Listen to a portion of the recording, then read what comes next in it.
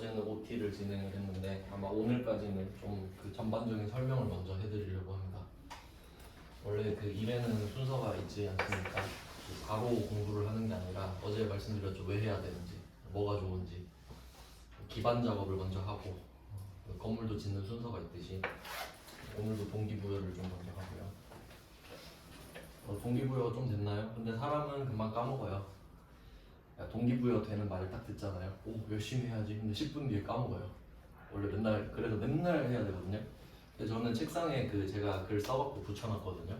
문구 뭐라 써놨냐면 무능한 자는 해야 할 일 대신에 하고 싶은 일을 한다 라고 써놨어요. 저한테 하는 말이거든요. 그러니까 해야 될 게 있는데 하고 싶은 거 하지 말란 소리지. 지금 놀지 말란 소리예요. 저는 지금 아침 8시까지 공부를 하다가 2시에 일어나서 왔어요. 또 공부하다 왔어요. 저도 학생이라고 했잖아요. 토익 하고 있어요. 지금 토익 700을 따야 세무사 1차 접수를 할 수 있기 때문에 네, 그래서 하고 있습니다. 여러분도 근데 저는 그 제 수강생한테는 동기부여를 하지만 솔직한 마음으로 뭐냐면 다른 사람들이 공부를 안 했으면 좋겠어요. 저만 했으면 좋겠어요. 솔직히 그럼 좋지 않아요? 남들이 다 깔아주거든요. 그러니까 이게 그 사람들이 그 상위 0%부터 100%까지 있다고 해봐요. 근데 실제로는요 상위 10% 그들만의 리그예요. 왜 그런지 알려드릴게요. 상위 10% 들만 경쟁을 하거든요. 왜냐면 무슨 일을 하든 간에 끝까지 하는 사람이 10%가 안 돼요. 모든 일. 그러니까 예를 들면 내가 어떤 수업을 듣는다. 그럼 그 수업을 끝까지 듣는 사람이 10%도 안 돼요.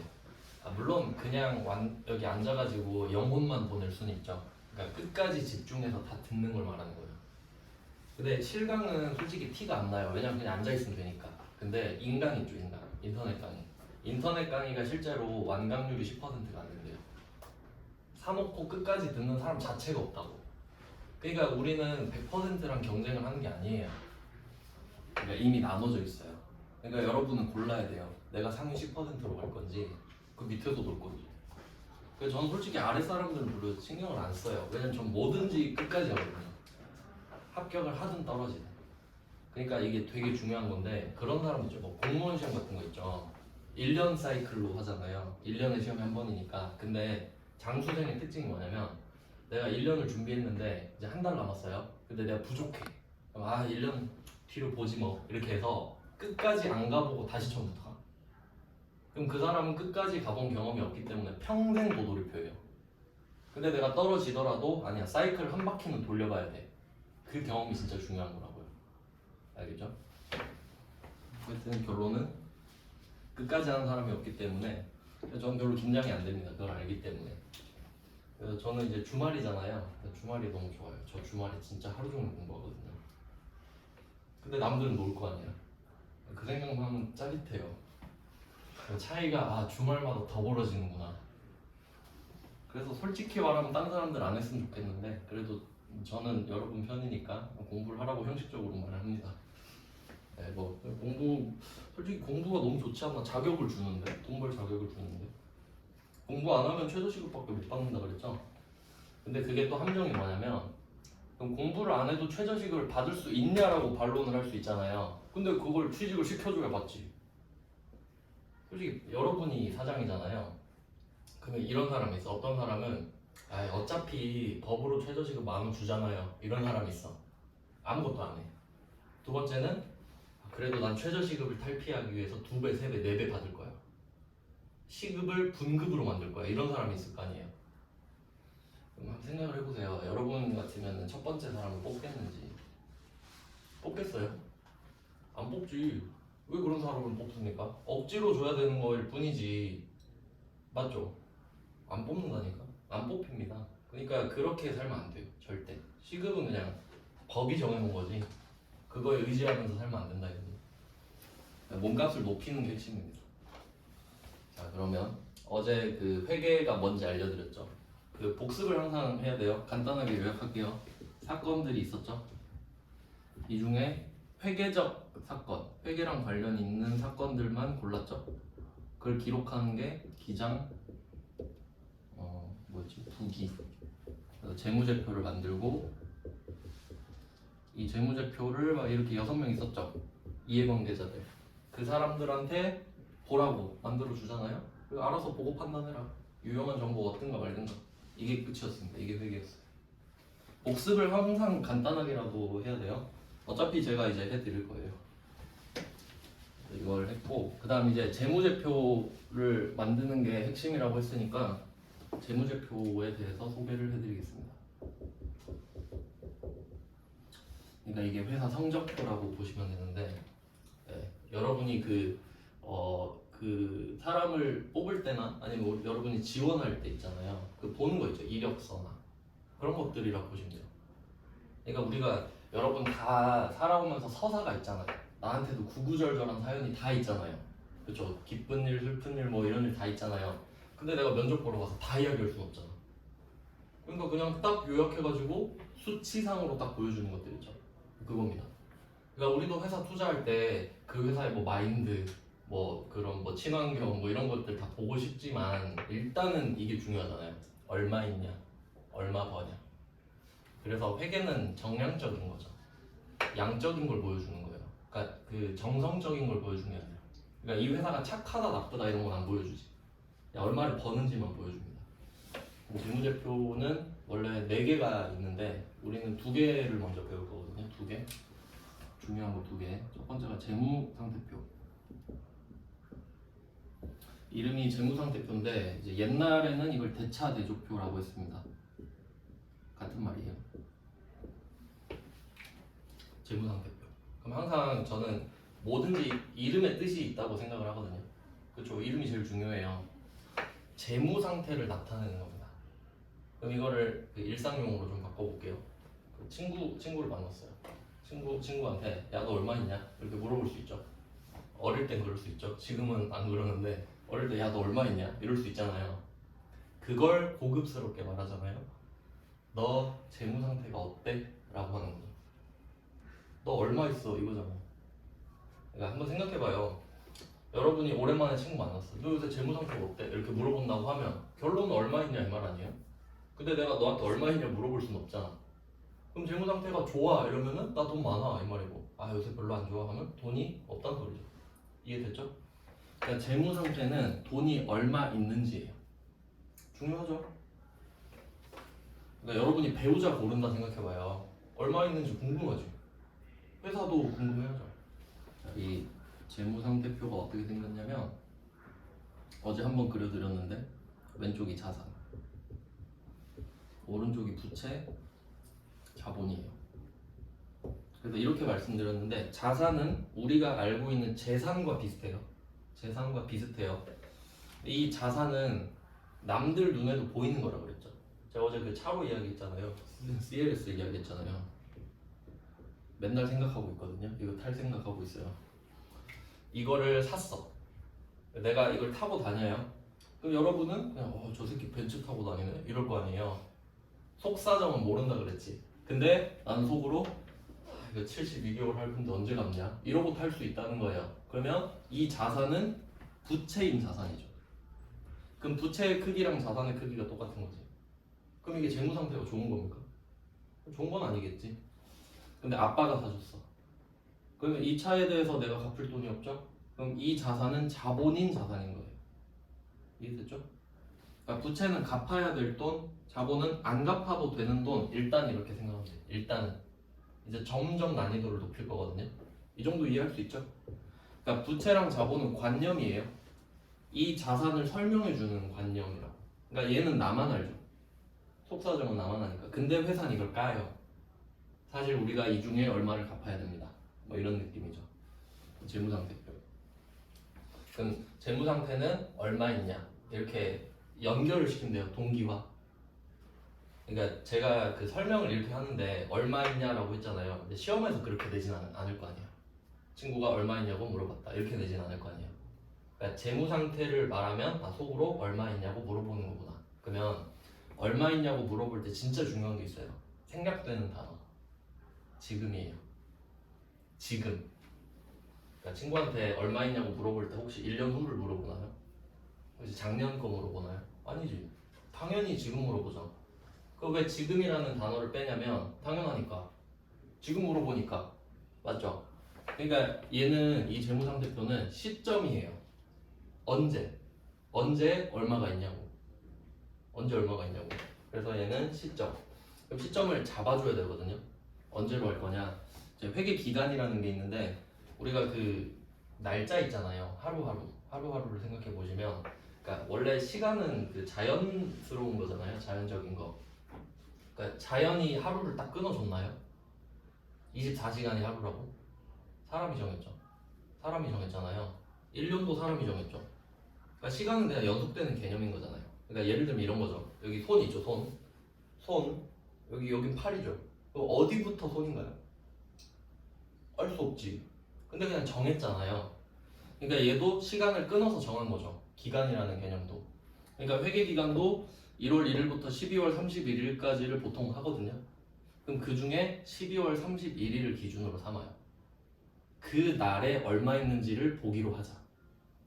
왜냐면 맨날 봐버리면 의미가 없잖아요. 그럼 365개가 돼버리니까. 그러니까 1년에 딱 하루만 12월 31일에 얼마가 있는지 적어서 보여주자는 거지. 12월 31일에 마감을 치니까. 자, 그럼 재무상태표는 시점이에요, 시점. 지금 얼마 있냐 이거예요. 그 다음에 손익계산서.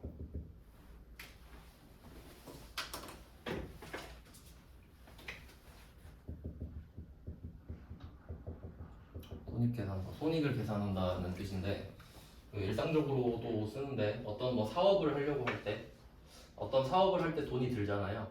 그럼 이 돈을 투입을 해서 얼마 정도 벌 것 같은지 계산을 해야죠, 당연히. 그걸 손익을 계산해 보자라고 해요. 손익 한번 계산해 보자. 계산기 두드려 보자. 이런 말 하죠. 그럼 이 손익 계산은 여기에서는 이제 용어가 수익이랑 비용이 나오거든요. 수익이랑 비용 들어보셨죠? 수익과 비용. 자, 수익과 비용도 관념입니다.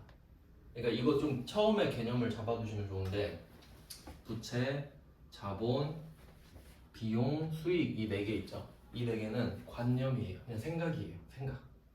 생각. 실제가 아닙니다. 그냥 우리가 그렇게 하기로 한 거예요. 아까 차 말씀드렸죠. 내가 CLS를 타고 다녀. 그러면 실체는 자산이죠. 그 CLS가 자산이 있죠. 근데 그게 할부든 아빠가 사줬든 그게 뭔 상관이야, 여러분이 보기에. 근데 나는 그냥 생각을 한다고. 아, 이거 할부 언제 갚지? 아, 아빠가 사줬으니까 개꿀이다. 뭐 이런 식으로 그냥 생각을 하는 겁니다. 자, 그럼 수익 비용으로 가면은 여기 제가 한 칸 비워놨죠. 여러분이 장사를 할 때 그럼 수익이 더 커야 되잖아요, 비용보다는. 그럼 이제 남는 거 있죠, 남는 거. 남는 걸 이익이라고 하죠, 이익. 이런 게 중요한 겁니다. 회계에서는 단어가 진짜 중요한데, 뭐 모든 그 법 분야에서 그렇겠지만 보통 그 회계를 잘 모르시는 분들은 수익과 이익을 혼용해서 쓰는 경우가 많아요. 그러니까 내 머릿속엔 한 개인데 그걸 아까는 수익이라고 했다가 지금 이익이라 그랬다. 그런 경우 가끔 보셨을 거예요. 말도 안 됩니다, 회계에서는. 그러니까 그냥 민간인이 그러면 몰라서 그런 것도 하는데, 회계 배운 사람들끼리 그러면 안 돼버리죠. 소통이 안 되니까. 그러니까 나는 수익을 말해야 되는데 갑자기 이익을 말해요. 그럼 이게 차이가 어마어마한 겁니다. 실제로 이게 별거 아닌 것 같은데, 그 제조업 있잖아요, 제조업. 뭔가를 만들어서 파는 회사들, 수익이 100이라고 하면 이익이 보통 3 정도도 안 남거든요. 그럼 이거 혼동해서 써버리면 안 되죠. 100이랑 3을 헷갈려버리면 안 되잖아요. 근데 이런 것들 중요합니다. 수익과 이익은 다르다. 그러니까 이익이 결과물인 거죠. 이렇게 이거를 뽑아내는 건데, 그러면 이걸로 한번 두 개를 연결해 볼게요. 손익계산은 수익과 비용이잖아요. 그럼 돈을 벌었다, 썼다라고 생각하는 거거든요. 그러면 한번 생각을 해볼게요. 얼마를 벌었다라고 할 때 지금 얼마 벌었다라고 할 수 있는지 생각해 볼게요.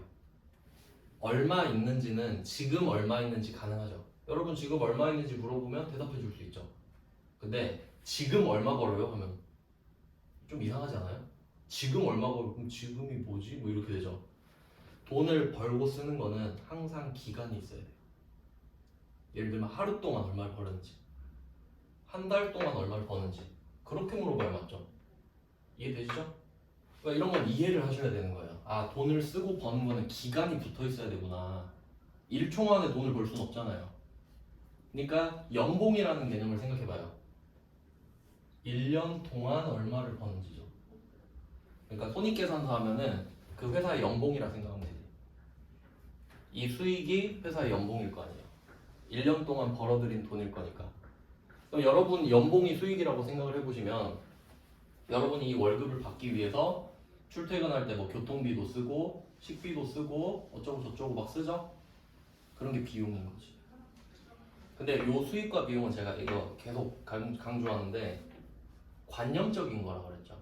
이거 이따가 자세히 설명드릴게요. 그러니까 진짜 썼다 벌었다가 아닙니다. 일단은 그렇고 그다음 이익도 그렇겠죠. 그럼 이 두 개를 합쳐볼게요. 그럼 얘는 기간의 개념이에요. 기간 1월 1일부터 12월 31일 이렇게 돼요. 아시겠죠? 그러니까 이 둘은 구분이 돼야 됩니다. 예를 들어 볼게요. 여러분이 은행에 돈을 빌리러 가요. 돈을 빌리려고 해요. 그 은행이 뭘 물어보냐면 얼마 있는지 물어봐요. 그러니까 돈이 아니라 재산이 뭐 있는지 물어봅니다. 그러니까 내가 1억을 지금 빌리러 가잖아요. 아, 혹시 담보 잡을 거 없나요? 라고 물어볼 거예요. 예를 들면 내가 2억짜리 아파트가 있어. 그러면 그거 좋네. 그거 저당권 설정 좀 합시다. 이렇게 해요. 그럼 그게 뭐냐면 내가 1억을 빌리잖아요. 그럼 내가 만약 1억을 못 갚을 수도 있죠. 약속한 날에. 그럼 그 은행은 내 2억짜리 아파트 있죠. 그걸 경매로 팔아버립니다. 2억짜리인데 빨리 팔아야 되니까 한 1억 8천 이렇게 넘겨요. 감정평가사가 가격을 정해줘요. 그럼 1억 7천에 팔렸다고 합시다. 그럼 은행이 1억을 갖고 가고 7천을 나한테 줘요. 그런 구조예요. 그러면 지금 재무상태표 개념이에요. 방금 그 담보는.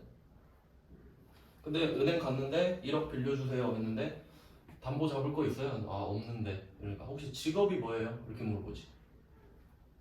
아, 저 세무사인데요 하면 아, 그럼 뭐 1억 정도는 해드리죠. 이렇게 돼요. 두 개 차이를 볼게요. 재무상태표. 그러니까 담보 잡을 거 있어요? 네, 2억짜리 아파트요. 이건 돈 절대 안 떼이죠. 현재잖아, 현재. 현재 2억짜리 아파트 있잖아요. 그럼 은행은 손에 절대 안 보여. 근데 내가 담보가 없어요. 그럼 어디로 넘어가냐? 미래로 갑니다. 직업을 왜 물어봐요? 연봉을 유추할 수 있잖아.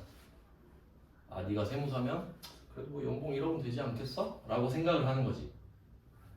신용대출로 넘어가는 거죠. 은행도 그렇잖아, 실제로. 담보 물어보고 없으면 어쩔 수 없이 신용으로 가는 거죠. 뭐 이런 개념이에요. 그러니까 얘는 그냥 얼마가 있는지 물어보는 거고 얘는 네가 보통 1년 동안 얼마를 벌어들이는지를 보겠다는 거지. 이해되시죠? 재무상태표는 팩트예요. 그냥 얼마가 있다고. 근데 얘는 수익성을 나타내잖아요. 생산성. 알겠죠? 근데 올해 연봉이 내년에도 보장되는 건 아니죠. 퇴사할 수도 있고 이직할 수도 있으니까. 그러니까 이 두 개의 개념을 잘 이해를 하셔야 됩니다. 얘는 시점의 개념이고 얘는 기간의 개념이라는 거예요. 그럼 이 두 개를 붙여볼게요. 그러면 처음에 회사를 만들고 돈이 있어야 사업을 할 수 있잖아요. 그럼 이 돈을 구할 때 조달을 할 때 빌리면 부채고 투자를 받으면 자본이라고 그랬죠. 투자 받은 돈은 안 갚아도 되니까 망하면 아, 죄송합니다 하면 끝이죠. 근데 부채는 내가 망하면 그래도 갚아야 되지. 그럼 어쨌든 이 두 개를 합쳐서 자산을 만들었어요. 그러면 보통은 일반적으로 그래요. 자산이 많을수록 수익을 많이 낼 수 있습니다. 그럼 삼성전자로 예를 들어보면 삼성전자가 자산이 300조, 400조 사이예요. 모든 계열 합쳐서. 그럼 300조 있는 회사가 매출액 300조를 내는 게 그렇게 어렵진 않을 거예요. 맞죠? 근데 1조 있는 회사가 300조 팔 수 있어요? 엄청 힘들겠지. 그러니까 덩치가 클수록 힘이 셀 거 아니에요. 그러니까 이 자산은 수익에 어느 정도 비례하는 성격을 가지겠죠. 그러니까 여러분도 돈이 많을수록 돈을 더 쉽게 벌 수 있잖아. 없으면은 못 벌잖아요. 그러니까 이 자산은 그냥 팩트지만 수익도 어느 정도 좀 생각을 할 수 있는 요소가 되는 거예요. 그럼 이 자산으로 수익을 냈다고 할게요. 그다음 비용도 냈어요. 이익이 남죠. 그럼 우리가 이 돈을 실제로 벌어들인 거란 말이에요. 근데 요건 제가 관념이라 그랬죠. 돈을 벌었다는 관념. 그러니까 이익이라는 개념이 현금의 형태로 있을 확률이 높잖아요. 맞지? 이익이라는 개념을 내가 벌어들인 건 아니잖아. 그러니까 뭐 예를 들어 내가 수익이 100이고 비용이 80이라고 해봐요. 그럼 20이 남은 거잖아요. 그럼 이 20은 이익이라는 내 머릿속에 있는 거죠. 아, 20이 남았네. 그럼 이게 현금의 형태로 있을 거 아니야. 맞죠? 그러니까 얘들은 관념이라고 하는 거예요. 수익이라는 돈이 아니잖아요. 일단 뭐 그렇게 되는데, 그러면 뭐 예를 들면 자산이 100인데 부채가 뭐 30, 자본이 70 이렇게 해봅시다. 그럼 30을 빌리고 70을 투자를 받아서 100을 만든 거예요. 그리고 이 100으로 100의 수익을 낸 겁니다. 근데 이 100을 버느라 80을 이미 써버린 거예요. 그래도 20이 남았죠. 자, 그럼 그 20은 어떻게 되냐면 자산을 늘리죠. 20이 늘어났잖아요. 돈을 벌었으니까. 자, 그럼 얘는 아래쪽이 늘어나냐 위쪽이 늘어나냐를 생각해야 돼요. 그러니까 지금 자산이 20이 는 거잖아요. 그러면 자산이 20이 늘었다라고 하면 우리는 물어봐야 돼요. 그러니까 어떤 회사가 자산이 20이 늘었대. 그러면 그림을 딱 생각하면서 그러면 부채가 는 거야? 자본이 는 거야? 이렇게 물어봐야지. 맞죠? 반드시 하나가 같이 느니까. 그러면 우리가 20을 벌었잖아요. 그럼 부채가 늘어요? 자본이 늘어요? 일단 부채는 아니다라고 대답할 수 있어야 돼. 부채가 늘면 안 되죠. 내가 번 돈인데. 그러면 그럼 이건가? 이 정도 생각할 수 있죠. 그럼 이제 이건 회계를 잘하는 거예요. 이제 이건 찍은 게 아니지. 생각을 했으니까. 이해됐죠? 지금 이 벌어들인 20이 부채가 아니라고 대답하는 것 자체가 회계를 할 줄 아는 거라고요. 생각을 했잖아. 그럼 맞춘 거지 뭐. 부채가 아니니까. 그러니까 회계는 좀 회계할 때는 이 흑백 논리를 가지면 좀 좋아요. 이거 아니면 저거예요. 그러니까 두 개를 다 할 필요가 없어요. 한 개만 제대로 하면 돼요. 왜냐면 이걸 제대로 알면 나머지는 아닌 거니까. 근데 이게 모르는 겁니까? 이것도 아는 거잖아요. 하나를 정확히 아는 거니까. 그래서 얘는 이익이 이렇게 붙어요. 자산이 늘어났죠?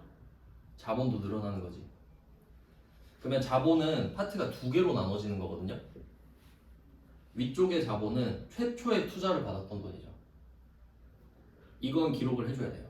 내가 투자받았던 돈은 70인데 20을 벌어들였다. 이걸 구분 기재해줘야죠. 섞이면 안 되잖아. 그래서 좀 돈을 잘 버는 회사들은 이 밑에 이 부분 있죠. 이 작은 부분. 이 부분이 엄청 길지. 투자는 요만큼 받았는데 돈을 엄청 벌었으니까. 그렇게 되겠죠. 그래서 일단은 자본은 이렇게 두 개로 나눠져 있다 정도 이해하시면 돼요. 그러니까 이런 식으로 계속 사이클이 돌아가면서 이 자산이 늘어나거든요. 근데 이 두 관계를 잘 이해하셔야 돼요. 이 재무상태표는 어떤 느낌이냐면 여러분 지갑이라고 생각하면 돼요. 지갑. 그러니까 지갑 뭐 요새 잘 안 쓰지만 여러분이 지갑을 샀다고 해봐요. 지금 지갑을 딱 샀어. 오늘 지갑 샀을 때 돈 없죠. 지갑 안에. 그게 회사를 만든 거예요. 그게 시작이야.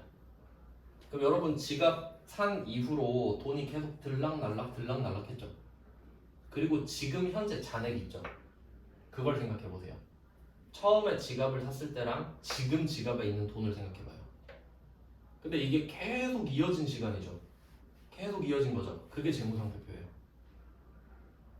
왜냐면 여러분 지갑에 처음에 돈 없었지만 지갑을 넣었다가 돈을 넣었다가 뺀 적도 있고 다시 넣은 적도 있고 다시 뺀 적도 있고 넣은 적 있고 뺀 적 있고 그러다가 지금 현재 잔액이 된 거죠. 지금 회사가 갖고 있는 돈도 그렇게 된 거라고. 처음에 빵원이었는데 투자도 받고 부채도 생기고 벌었다가 썼다가 벌었다가 썼다가 지금은 이래요. 이 말이죠. 그러니까 이 재무상태표에 자산부채 자본 있잖아요. 얘는 개념 자체가 누적이에요. 이거 되게 중요해요. 이 개념을 이해를 못해요 보통. 그러니까 문제만 푸니까. 그래서 저는 회계를 잘해야 된다 그랬죠. 이걸 알아야 된다. 진짜 중요합니다. 어떤 책에도 전 이 말을 쓴 사람을 본 적이 없어요. 재무상태표는 누적의 개념이다를 쓴 사람을 본 적이 없어. 그러면 이때 자산이 늘어났다가 줄어들었다 늘어났다 줄어들었다 그럴 수 있죠. 그럼 이때 이 플러스 마이너스에 대한 이름이 생겨요. 자, 플러스는 증가라고 하고 마이너스는 감소라고 해요. 근데 너무 당연한 말 같죠? 근데 쟤는 아니거든. 자, 그러면 얘네들이 늘었다가 줄었다 할 수 있다는 건 이해되시죠? 이제 돈이 들어왔다 나갈 수 있으니까. 그럼 수익과 비용, 얘가 어렵거든요 원래. 왜냐면 우리가 수익과 비용은 일상적으로 쓰는 개념이 아니에요. 그러니까 회계에서만 쓰는 거거든요. 뭔지 한번 생각해 볼게요. 수익은 어떤 거냐면 여러분이 일을 했어요. 오늘 일을 하고 퇴근을 딱 해요. 집에 가면서 김 부장 죽이고 싶다 플러스 그래도 오늘 얼마 벌었다. 생각해 본 적 있나요? 저는 그 편의점 알바할 때부터 그 생각했어요. 손님들 다 죽이고 싶다 하지만 오늘 얼마 벌었다 이 생각을 해요. 그럼 내가 오늘 하루 뭐 제가 편의점 2,700원 받고 있었나 그래요. 그래서 공부했어요. 2,700원 받고 살아야 되나? 이 생각이 들어서. 그러면 내가 뭐 2,700원으로 뭐 8시간에서 얼마를 생각을 해야 한 2만원 되겠네. 2만원 벌었다고 집에 가요. 근데 점장님이 나한테 2만원 주나요 오늘? 안 주죠. 근데 내 머릿속에 2만원 벌었다 이 생각이 들었죠 이미. 이게 수익이에요.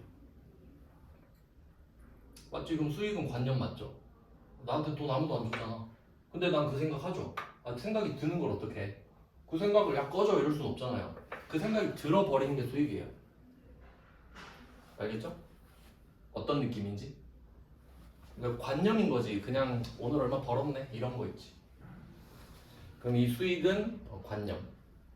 그럼 이제 비용은 그에 상응하는 개념인데 수익은 그럼 어떤 느낌인지 알겠죠? 그럼 이제 비용으로 말씀드릴게요. 비용은 이제 들 게 따로 없어가지고 제가 버스 카드로 항상 예를 드는데 제가 고등학교 때부터 이거 고등학생 때 버스 카드 충전해서 썼거든요. 10,000원씩. 그때 700원인가 그랬던 것 같은데. 그럼 10,000원을 충전을 해가지고 제가 그때 용돈기 입장을 썼어요. 근데 고민이 되는 거예요. 10,000원을 충전하면 10,000원이 사라지잖아요.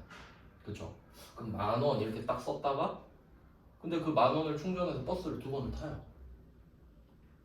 그럼 그 돈을 또 쓰는 거잖아. 그게 뭐지? 좀 이상한 거야. 10,000원을 썼는데 버스를 타면 돈을 또 쓰는 건가? 이렇게 헷갈리는 거잖아요. 그럼 여러분도 한번 생각해봐요. 언제 돈을 쓴 걸까? 회계에서는 10,000원을 썼을 때 있죠. 그 돈 쓴 걸로 안 봐요. 상식적으로 생각해보면 현금 10,000원은 사라졌지만 버스 카드 10,000원이 생겼잖아요. 그러니까 이거는 ATM 기기에서 10,000원을 넣는 거랑 똑같은 거 아니에요? 현금 10,000원은 없어졌지만 체크카드 10,000원이 생겼잖아. 이해됐죠? 그러니까 그 10,000원을 쓴 거는 등가 교환인 거지 사실. 맞죠? 근데 용돈기 입장이나 가계부 같은 데서는 그 10,000원을 지출로 써요. 이해돼요? 그러니까 이 수익 비용이 어려운 이유가 그 기준이 달라서 그런데 우리가 알고 있는 건 현금주의예요. 현금주의. 현금이 들어오면 쓴다. 현금이 나가면 쓴다. 근데 회계는 이걸 싫어해요. 그래서 회계는 발생주의를 써요.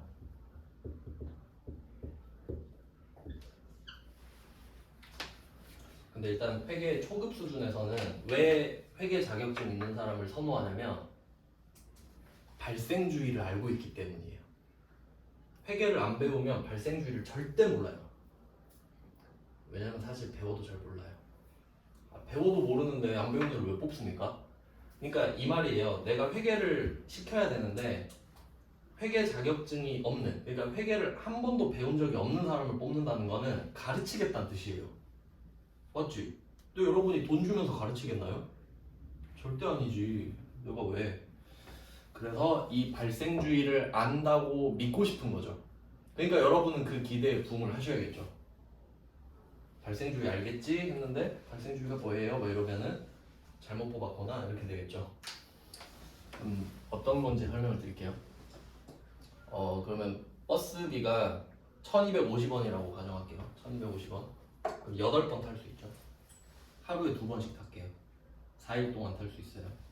그럼 현금주의는 1, 2, 3, 4 이렇게 4일 있을 때 현금주의는 첫날에 10,000원을 썼다고 합니다. 맞죠? 현금 10,000원이 나갔으니까요. 지갑에서. 그럼 이걸 가지고 버스를 타요. 4일 동안 타죠. 그럼 이튿날 두 번째 날에는 돈을 쓰나요? 현금? 현금은 안 나가지. 3일째도 안 나가고 4일째도 안 나가죠. 이게 현금주의예요. 근데 회계는 현금주의를 극혐하거든요. 왜냐면 바보 같다고 생각해요. 왜냐면 10,000원 나갔으면 그럼 10,000원 쓴 거야? 이렇게 돼버리는 거죠. 아니 버스를 4일 동안 타는데 왜 첫날에 몰빵을 하냐 이거죠. 그러면 발생주의는 자 10,000원을 충전했죠. 그럼 현금 10,000원은 사라졌지만 실질적으로 버스카드 10,000원이 다시 생긴 거 아니냐. 그럼 이거는 등가 교환만 한 거다 그냥. 형태만 바뀐 거죠. 그리고 첫날에 버스 2번 타죠. 버스 2번 탔어요. 1,250원씩 2번. 그럼 2,500원 쓴 거죠. 근데 현금이 2,500원 나갔나요? 아니죠. 하지만 회계에서는 2,500원을 썼다고 해요. 이게 비용이에요. 알겠어요? 그러니까 현금주의에서 현금이 나간 거는 지출이라 그래요. 지출. 현금이 나갔다는 뜻이에요. 근데 발생주의에서 버스 2번 탔죠. 요걸 비용이라고 합니다. 지출과 비용이 같나요? 아예 다르지. 근데 몰랐죠 여러분. 그러니까 회계를 배운 사람을 뽑는다니까. 근데 솔직히 알겠습니까 이거를? 자격증 땄다고? 몰라. 그러니까 여러분 이런 걸 아는 게 더 중요한 거라고요. 지금 자격증 한 문제 더 맞히는 게 중요한 게 아니라 이걸 이해하고 이걸 써먹는 게 중요하다고. 모든 회사가 그러고 있어요. 그러면 얘는 2,500원 또 쓰고 2,500원 또 쓰고 2,500원 또 쓰고 얼마나 예쁩니까? 그럼 상식적으로 생각해봐요. 내가 오늘 퇴근하면서 얼마 벌었다 했죠. 하루의 수익이 떠올랐죠. 그럼 버스도 오늘 2,500원 썼네 이렇게 가야지. 수익과 비용이 대응해야지. 그럼 내가 오늘 10만원 벌었는데 이 10만원 버느라 2,500원 썼네 이렇게 붙어줘야죠. 그럼 하루마다 이익이 나오네. 그거 1년치 모으면 이익이 되겠죠. 그러니까 하루 단위로 쪼개서 보자 이거야.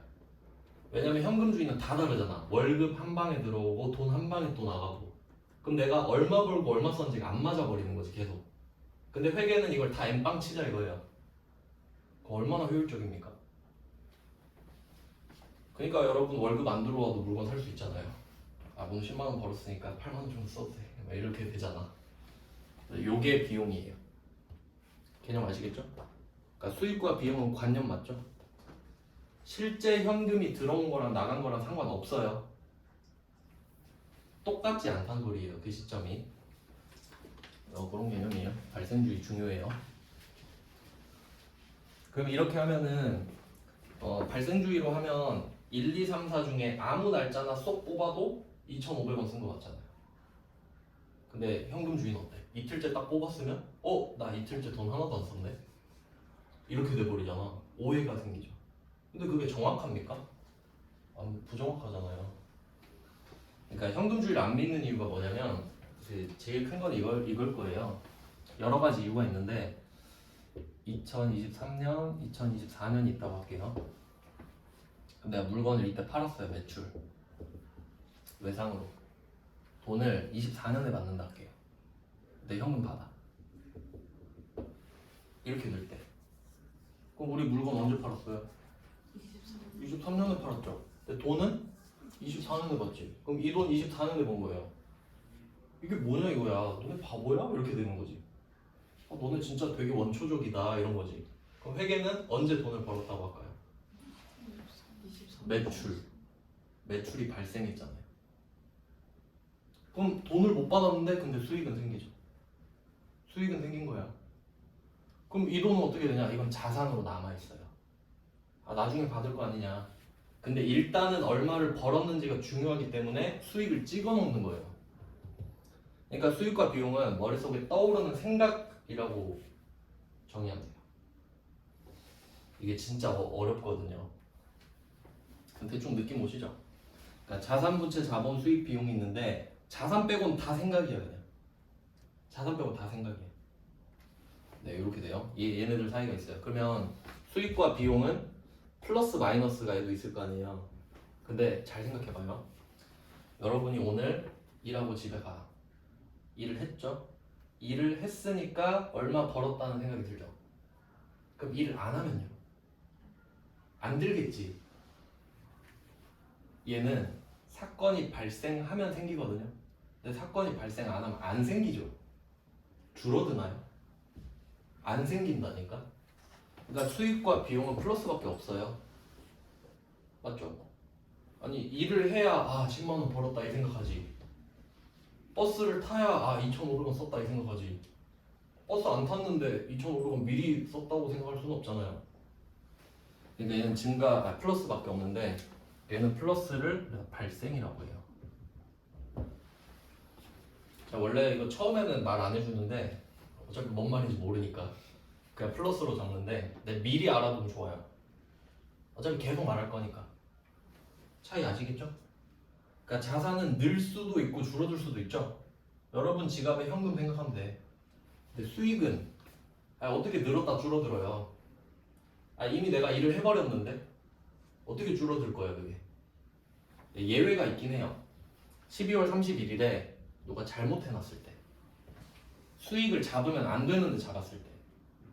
그러니까 그런 문제는 언제 생기냐면 현금주의가 머릿속에 있는 애가 회개했을 때. 그러니까 돈을 선불로 받을 수 있잖아요. 돈을 선불로 받으면 수익이 아니거든요. 그러니까 수익은 돈이랑 상관없다 그랬죠.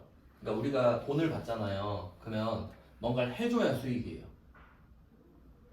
그러니까 내가 돈을 받았는데 돈을 받았대. 근데 왜 받았어? 하니까 나 그거 뭐 해줬어. 물건 팔았어.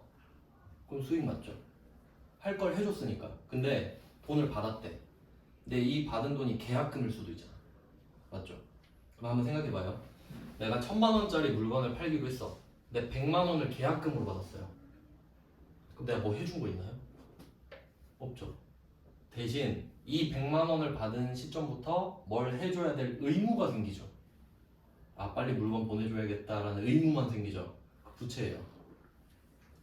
그러니까 돈 받은 거랑 수익이랑 상관이 없는 거예요. 맞죠? 그냥 별개의 이슈인 거죠. 무슨 말인지 알겠죠? 그러니까 현금 들어온 거랑 수익이랑 상관없어. 근데 계약금을 딱 100만 원 받았는데 우리 회계 안 배운 막내가 100만 원 들어왔네. 수익 100만 원 이렇게 적어놓은 거야. 그리고 나갔어요. 퇴사한 거야. 근데 12월 31일에 내가 결산 쳐야 되거든요. 보고 이 새끼 똥 싸놓고 갔네. 발생을 하면 안 되는데 발생을 해버렸죠. 그럼 내가 빼줘야 될 거 아니야 그거. 그때만 써요 마이너스는. 무슨 말인지 아시겠죠? 그게 소멸이거든요. 그러니까 소멸이라는 개념은 거의 없는데 고칠 때만 쓴다고 생각하시면 되지. 왜냐면 얘네들은 발생밖에 없으니까. 알겠죠? 이거 진짜 중요합니다. 성격이 아예 다른 겁니다. 이게 재무제표예요. 그리고 또 그 처음에는 저도 그랬는데 재무제표가 상위 그룹입니다. 상위 그룹. 재무상태표랑 이름이 비슷하잖아요. 그러니까 이런 거 이름이 진짜 중요해요. 저는 이렇게 그 그룹 지을 때 재무제표가 위고 그 밑에 재무상태표랑 손익계산도 있잖아요. 그럼 색깔을 정해서 다른 색으로 칠해요. 구분할 수 있게. 그럼 다음에 보기만 해도 얘 둘은 급이 다르구나. 이런 게 기술이거든요. 그러면 재무제표의 뜻은 이 재무가 겹치잖아요. 재무는 그냥 돈이에요. 돈. 그러면 재자 있죠. 요거 알아두시면 편한데 애국가 재창 들어보셨어요? 애국가 재창. 그 군대에서 제군들 하는 거 들어보셨나요? 그 뜻을 맞춰봅시다. 제가 뭘까? 여러 가지입니다. 여러 가지. 그러니까 여러분 애국가 재창하세요. 그럼 여러 명이서 부르는 거죠. 여러 명이서 그냥 부르라고. 합창이랑 다르죠. 합창은 딱 나눠서 부르는 거죠. 소프라노, 알토 뭐 이렇게. 근데 재창은 그냥 불러라 이거죠. 제군은 너네들 여러 명, 군인 여러 명 이 뜻이죠. 그러면 재무제표는 뭐예요? 돈을 나타내는 여러 가지 표. 알겠죠? 이거 구분 잘 하셔야 돼요. 그러니까 얘가 상위 그룹이지. 너네들이니까. 그럼 그 너네들 중에 누가 있냐? 재무상태표랑 손익계산서 이렇게 가야 돼요. 알겠죠? 구분 이거 그룹핑하는 것도 되게 중요해요. 근데 원래 2개 더 있는데 그건 안 할게요. 여러분 정신 건강 위해서 일단 2개만 확실히. 근데 보통 일반인들은 재무상태표, 손익계산서 2개만 가지고 재무제표라고 해요. 어차피 그거밖에 볼 줄 몰라서. 네, 이렇게 돼요. 이게 재무제표고. 그러면 지금 제가 항상 왼쪽 오른쪽을 쓰고 있잖아요. 이제 그걸 좀 정리를 해드릴게요. 왼쪽 오른쪽을 쓰는 이유.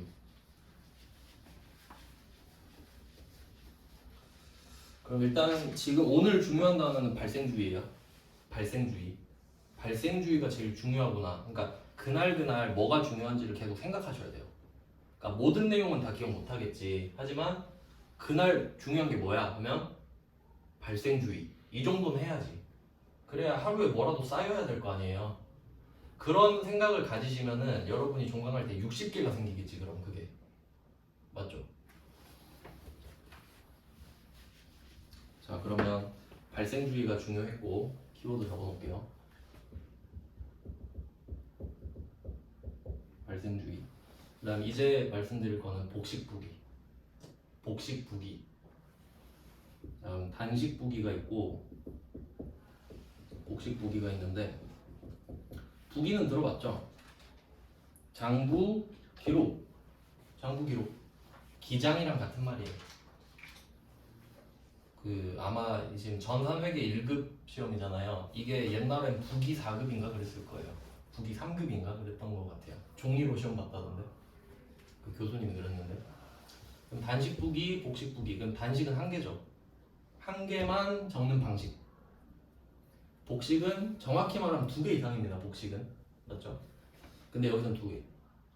그럼 예를 들어볼게요. 항상 예시가 중요한데, 자, 단식 부기 예시는 가계부. 가계부. 여러분 쓰는 가계부 생각하면 돼요. 왜냐면 돈 들어오면 얼마 들어왔다 쓰죠. 예를 들면 이런 거잖아요. 월급 300만 원. 끝. 하나만 적잖아요. 월급 300. 학원비 얼마. 하나만 쓰죠. 이게 현금주의랑 맞물리는 거죠. 현금주의니까 단식부기예요. 현금이 들어올 때 나갈 때만 쓰니까. 그러니까 우린 이제 이걸 안 쓰겠다 이거지. 이거 너무 촌스럽다. 왜냐면 얘는 부채 자본이 표시가 안 돼요. 실제로 정부회계가 이러거든요. 정부회계가 현금주의예요. 그래서 가끔씩 막 그 뭐 서울시장 후보들이 나와가지고 우리 서울시가 부채가 얼마네 하는데 말이 둘이 달라. 누군 단식부기, 누군 복식부기로 해서 그래요. 그러니까 그런 걸 알 수 있는 거지. 그럼 이게 뭔 뜻이냐면 내가 지금 월급 300이 들어왔어요. 근데 알고 보니까 내가 월급 받기 전에 철수한테 100만 원 땡긴 게 있네. 그게 안 나와 있어요. 가계부에는. 그러니까 내가 철수한테 100만 원을 빌렸잖아요. 그럼 플러스 100만 원 써놨겠죠. 그럼 잔액이 100만 원 늘어있겠지. 그리고 월급 300을 받으면 잔액이 400이 돼 있겠죠. 그럼 나는 나 400만 원 있네? 기분이 좋거든요. 근데 철수가 갑자기 전화해. 야, 돈 언제 갚아? 나 100만 원 갚아야 되구나. 이렇게 돼. 되게 바보 같은 거죠. 그때 파악이 안 되고 봐야 알아. 나 철수한테 100만 원 빌렸었네 진짜. 그래서 이거 안 좋네. 복식부기 가자. 이렇게 된 거예요. 자, 그럼 얘는 복식이니까 2개를 쓰거든요. 왼쪽 오른쪽을 써요. 왼쪽 오른쪽. 그러니까 이제 2개니까 자리가 있는 거죠. 그러면 그림을 떠올리시면 돼요. 자산, 부채, 자본, 수익, 비용 이렇게 있죠. 걔네들이 지 자리였던 거예요. 지 자리예요. 그러니까 자산은 왼쪽이 지 자리지. 부채, 자본은 오른쪽이 지 자리고 수익은 오른쪽이 자리인 거죠. 이익은 따로 없어요. 이익은 수익에서 비용을 뺀 거라서. 그러니까 아까 재무상태표가 누적되는 개념이라고 했잖아요. 근데 이 손익계산서는 수명이 1년짜리예요. 왠지 생각해봐요. 연봉이 1년이니까. 여러분 연봉 얼마인지 물어봤는데 10년 동안 번 돈을 막 말하진 않죠. 왜냐면 연봉은 1년 1월 1일부터 12월 31일까지 쌓이고 끝나죠. 내년으로 가면 1월 1일부터 0부터 다시 시작하잖아. 이해되죠? 그러니까 손익계산서는 1년 동안 번 돈, 벌었다는 생각이죠. 1년 동안 썼다는 생각, 이걸 합쳐. 그럼 이익이 나오죠. 1년 걸 합치면 그럼 그 이익은 자본으로 들어가죠. 그리고 없어지는 거야. 자본으로 갈아탔잖아요. 그리고 얘는 0이 되는 거지. 그리고 다시 쌓이고. 근데 너무 상식적이지 않아요? 여러분 돈 모으는 거랑 똑같죠? 나 지금 얼마 있는데 1년 동안 얼마 벌었고 얼마 썼으니까 남은 돈은 다시 자산을 늘리고 그래서 돈 모으잖아요. 그러니까 회계 공부할 때는 내가 회계를 공부를 하고 있어 이게 아니라 실제 있는 일인데 그걸 그냥 체계화 시키는 거구나. 그냥 이 상황을 이름을 붙여서 부르는구나. 그럼 좀 더 정교하게 배우는 거구나 이렇게 생각하셔야 돼요. 실제 회계를 잘하는 사람들은 내 돈이라고 생각해요. 내 돈이라고 생각해요. 왜냐면 처음에 이런 실수 많이 하거든요. 자산이 늘었는데 줄었다고 쓰는 거예요. 근데 여러분 돈이면 그렇게 하겠나요? 늘어야 되는데 줄었다고 하겠나요? 긴장감이 없어서 그래. 그러니까 내 일이 아닌 거야 지금 배우는 게. 뭐 이게 배우는 이런 건갑지 하고 그럼 안 늘어요. 아 내가 내 돈을 관리하든 남의 돈을 관리하든 맞게 해줘야 될 거 아니에요. 그래야 돈을 받지. 그래서 좀 내 돈이라 생각하시면 좋아요. 그럼 이제 왼쪽이랑 오른쪽 이렇게 쓰는데 그럼 철수한테 돈을 빌려볼게요. 철수한테. 그럼 지금은 이름은 아직 안 배웠으니까 그냥 성격만 적겠습니다. 철수한테 100만 원을 빌렸어. 그러면 자산이 늘죠. 그럼 자산은 왼쪽이 자리라 그랬으니까 자산 100만 원이 늘어요. 이거 늘었다는 뜻입니다. 지자리니까. 반대로 쓰면 줄어든 거예요. 그러니까 자산을 오른쪽에 쓰면 그게 줄어든 거예요. 마이너스를 따로 쓰지 않기 때문에. 자 그럼 왼쪽 정리됐죠? 그 다음에 오른쪽은 같이 적어요. 부채 100만 원 이렇게 써요. 그럼 어떤 차이가 있나 볼게요. 단식부기는 그냥 철수한테 100만 원 빌렸다. 하나 쓰고 끝이죠. 그럼 나는 그냥 100만 원이 있는 거야. 이 성격이 안 나와 있어. 근데 복식부기는 100만 원이 들어왔다. 하지만 이건 부채인 거 알지? 이렇게 바로 써버리는 거예요. 그럼 항상 기재가 돼. 자산 100이랑 부채 100이 같이 보여요. 그러면 이 100만 원은 함부로 쓰면 안 되겠구나 라고 생각이 들지 계속. 관리를 한다는 겁니다. 인간이 발명한 것 중에 막 위대한 발명품 이런 거 아세요? 종이, 펜 이런 것들. 그 중에 복식부기가 있어요.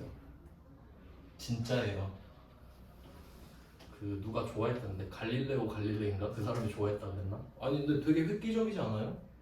돈을 효율적으로 관리할 수 있잖아.